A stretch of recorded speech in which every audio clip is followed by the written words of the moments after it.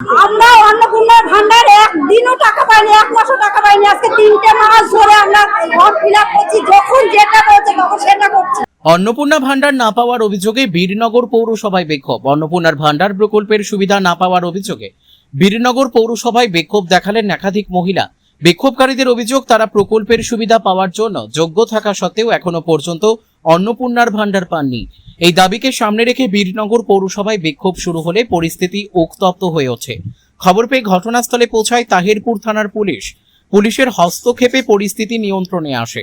বিক্ষোভকারীদের দাবি, যোগ্য থাকা সত্ত্বেও কেন তারা অন্নপূর্ণার ভান্ডার থেকে বঞ্চিত, তার স্পষ্ট জবাব দিতে হবে প্রশাসনকে। আমরা অন্নপূর্ণার ভান্ডার একদিনও টাকা পাইনি, এক মাসও টাকা পাইনি। আজকে 3টে মাস ধরে আমরা ফর্ম ফিল আপ করছি, যখন যেটা বলছে তখন সেটা করছি। কেন আমরা টাকাটা পেলাম না?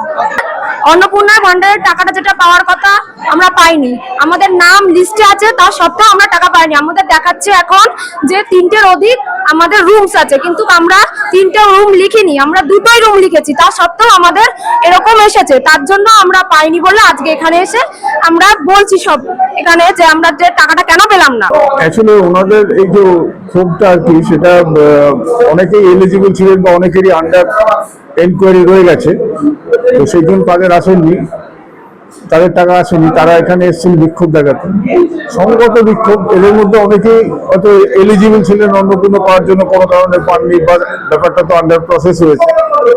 আমরা পুরো ব্যাপারটা নিয়ে এসডি অফিসকে জানাবো, এবং আজকে যারা এসেছিলেন তাদের মোটামুটি ডিটেলসটা আমরা নিয়ে নিয়েছি, এবং এটা নিয়ে এর পরে আমরা জেলা বা মহকুমা স্তরে কথা বলবো। কারণ নিয়মিত এই ধরনের ব্যাপার থাকলে আমাদের তো উত্তর দেওয়ার কোনো জায়গা নেই। পৌরসভার এখানে যতটুকু ভূমিকা ছিল করেছে, কিন্তু